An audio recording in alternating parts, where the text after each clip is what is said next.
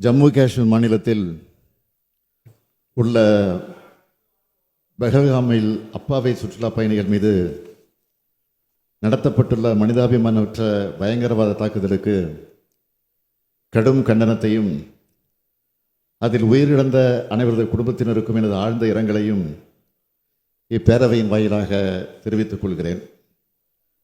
ஜம்மு காஷ்மீர் மாநிலம் பெஹல்காமில் இருக்கக்கூடிய சுற்றுலா தலத்தில் நேற்றைய தினம் பயங்கரவாதிகள் மிக கொடூரமான ஒரு தாக்குதலை நடத்தியிருக்கிறார்கள். இதில் இதுவரை 26 சுற்றுலா பயணிகள் கொல்லப்பட்ட தகவல் நமக்கெல்லாம் கடும் அதிர்ச்சியையும் துயரத்தையும் அளித்துள்ளது. காஷ்மீர் மாநிலத்தின் மிக பிரபலமான சுற்றுலா தலமான பெஹல்காமிற்கு இந்தியாவின் பல்வேறு மாநிலங்களிலிருந்து மட்டுமல்ல, உலகின் பல்வேறு நாடுகளிலிருந்தும் சுற்றுலா பயணிகள் வருகின்றார்கள்.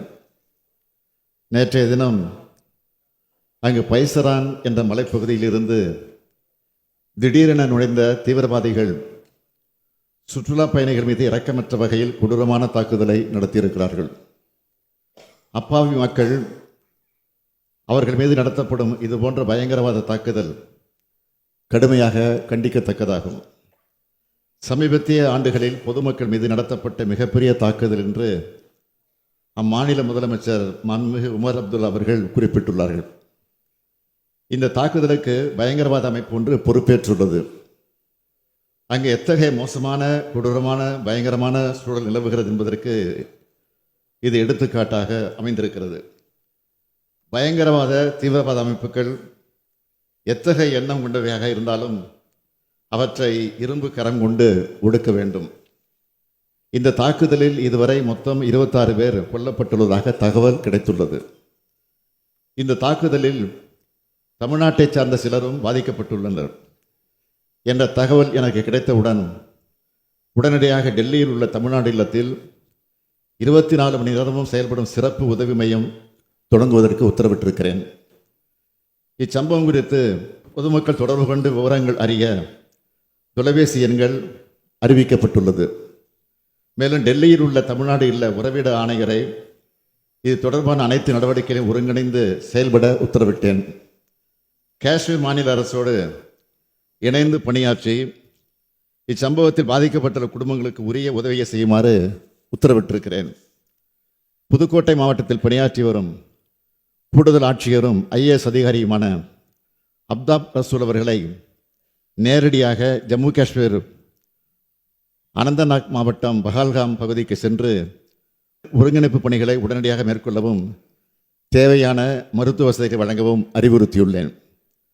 இந்த தாக்குதலில் பாதிக்கப்பட்ட தமிழ்நாட்டை சார்ந்த சுற்றுலா பயணிகள் அனைவருக்கும் தேவையான சிகிச்சைகள் வழங்கப்படுவதை உறுதி செய்து பத்திரமாக அழைத்து வர தமிழ்நாடு அரசு அனைத்து நடவடிக்கைகளையும் எடுத்து வருகிறது. காஷ்மீரில் நடந்துள்ள இந்த தாக்குதல் நம் அனைவரது மனசாட்சியும் உழுக்குவதாக அமைந்துள்ளது. 2017ஆம் ஆண்டு குல்காமில் அமர்நாத் பயணம் சென்ற மக்கள் மீது நடத்தப்பட்ட தாக்குதலில் 8 பேர் கொல்லப்பட்டார்கள். 2019ஆம் ஆண்டு புல்வாமா தாக்குதலில் 40 CRPF வீரர்கள் படுகொலை செய்யப்பட்டார்கள். இதன் தொடர்ச்சியாக இந்த தாக்குதல் நடத்தப்பட்டுள்ளது. மனிதாபிமானமற்ற வகையில் அப்பாவி மக்கள் மீதான இதுபோன்ற தீவிர தாக்குதலுக்கு இந்திய மண்ணில், குறிப்பாக நமது இந்திய ஜனநாயகத்தில் அறவே இடமில்லை. இதனை கண்டிப்பதோடு நமது கடமை முடிந்துவிடவில்லை. இதுபோன்ற செயல்களை நடப்பதை அறவே தடுத்தாக வேண்டும்.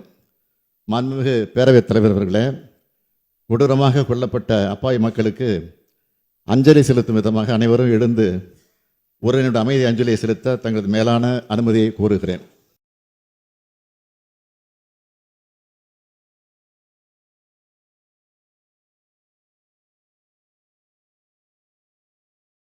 காஷ்மீரில் நடைபெற்றிருக்கக்கூடிய இந்த துயர சம்பவத்திற்காக இந்த அவையில் இருக்கக்கூடிய அனைத்து கட்சியினுடைய தலைவர்களும் உறுப்பினர்களும் தங்களுடைய வருத்தத்தையும் கண்டனத்தையும் தெரிவித்திருக்கிறார்கள். நமது நாட்டையே பெரும் துயரத்தில் ஆழ்த்தியிருக்கக்கூடிய இந்த கொடூரமான சம்பவத்தில் பாதிக்கப்பட்ட குடும்பங்களுக்கு நமது அனுதாபங்களை தெரிவிப்பதோடு இதுபோன்ற நிகழ்வுகள் எதிர்காலத்தில் நிகழாமல் தடுத்திட ஒன்றிய அரசு அனைத்து நடவடிக்கைகளையும் எடுத்திட வேண்டும் என்று இந்த அவையின் மூலமாக நான் கேட்டுக்கொள்கிறேன். அத்தகைய அனைத்து நடவடிக்கைகளும் எடுக்கிற நேரத்தில் தமிழ்நாடும் தமிழ்நாட்டு மக்களும் என்றைக்கும் துணை நிற்பார்கள் என்ற உறுதியை உங்கள் அனைவரின் சார்பில் தெரிவித்துக் கொள்கிறேன்.